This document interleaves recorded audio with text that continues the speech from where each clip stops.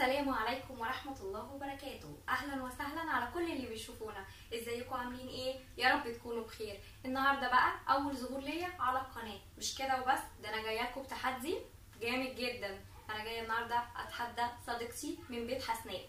حسناء قالت لي تعالي نتحدى بعض في اعمال المشبك. قلت لها تمام ماشي نعمله سوا. قالت لي طيب ونشوف، والجمهور هم بقى ايه اللي هيحكم. قلت لها طيب تمام، بس بيني وبينكم يعني انا ما بعرفش اعمل مشبك. اول يعني مره هعمله معاكم دلوقتي وربنا يستر. تفتكروا هيطلع كويس ولا هيبقى عامل ازاي؟ بس انا متفائله خير ان شاء الله يطلع شكله جامد جدا، ومش كده وبس، واكسب حسناء كمان في التحدي. يلا بقى نروح نعمله مع بعض وهيطلع جامد جدا زي ما قلت لكم، وادعوا لي بقى. يلا نروح نشوف هنعمله ازاي. معايا دقيق، هستخدم كمان نشا، شويه سكر، خميره فوريه، بيكنج باودر هاخد نص معلقه بس منه، ورشه ملح، وكوبايه ميه علشان نعجن. وكله هستخدمه بالمضرب اليدوي، مش هستخدم ولا عجان ولا هستخدم مضرب كهرباء. اول حاجه هنقول بسم الله كده ونبتدي.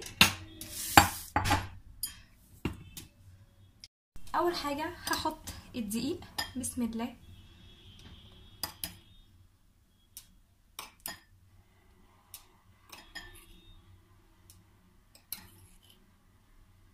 تمام، وهحط كمان النشا عشان تضمني ان المشبك بتاعك يطلع كويس. حطي دايما النشا والدقيق مقادير متساويه،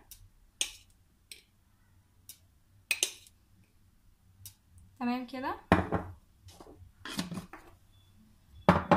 وهحط كمان شويه بيكنج باودر،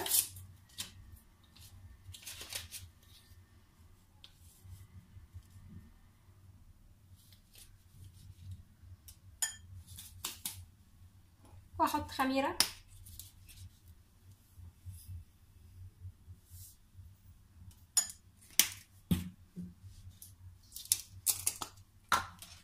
معلقه سكر،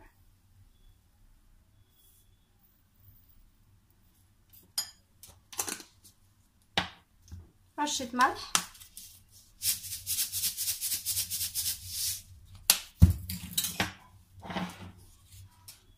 قلبهم بس على بعض كده.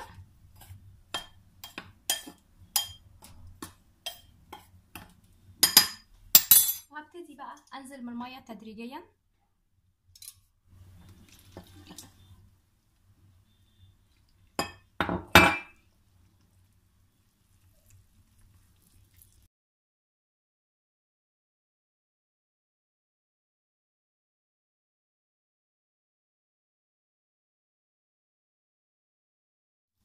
انا هحط شويه ميه كمان زياده عن الكوبايه،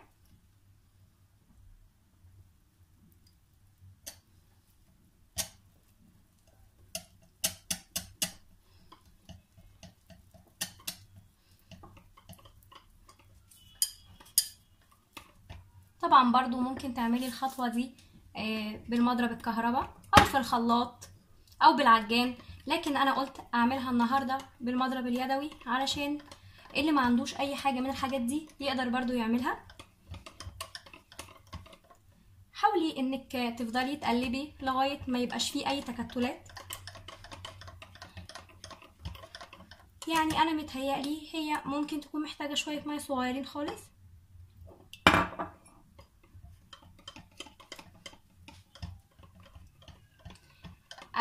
انا كمان حضرت شربات. شربات المشبك بيكون تقيل، يعني لازم وانتي بتعمليه تحضريه تضيفي عليه يا عسل ابيض يا عسل الكلوكوز، ضروري جدا علشان المشبك بتاعك ينجح.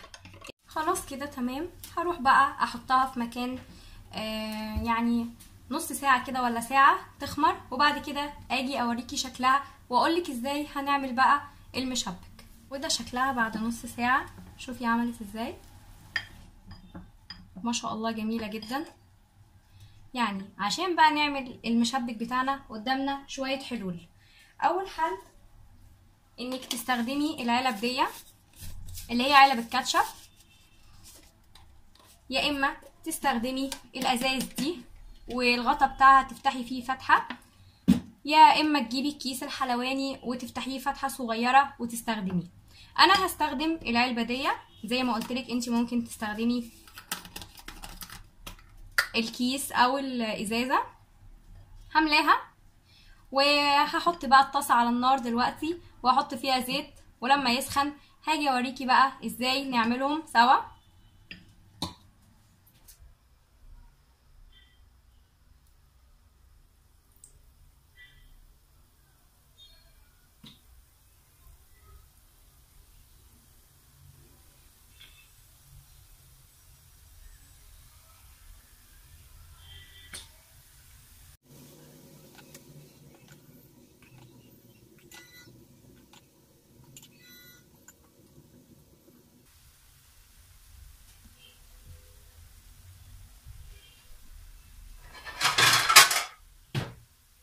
الطبق اللي انا هستخدمه دلوقتي بقى هقلبها الناحيه التانية. بسم الله، بالراحه وانتي بتقلبيها.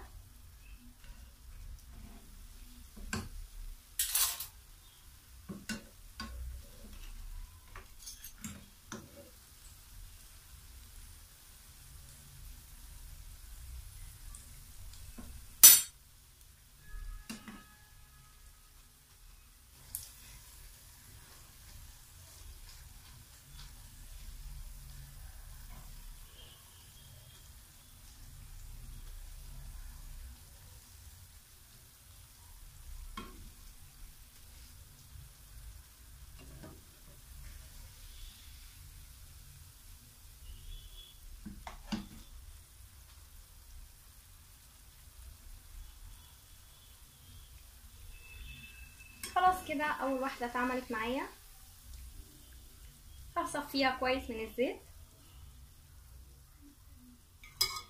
ونعمل واحده تانية. بسم الله.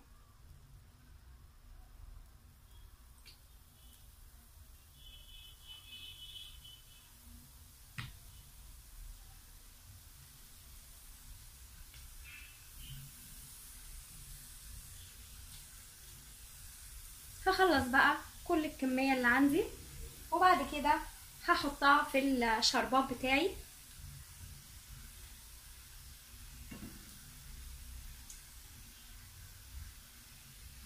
شوفي شكلها عامل ازاي. وده شكل بقى المشبك بعد ما خلص، وحطيت له كمان العسل بتاعه. شوفي بقى عامل ازاي. وعملت كمان كام واحدة صغيرين. جربي بقى الطريقة دي وان شاء الله هتعجبك، ولو عجبتك بقى لايك وشير، وطبعا انا اللي هكسب عشان انتي هتدعميني. ونقول لايه لحسناء منى هي اللي كسبت مطبخ عسل وطحينة. ما تنسيش بقى كومنت ورأيك ولايك وشير لكل مكان، وبالهنا والشفا.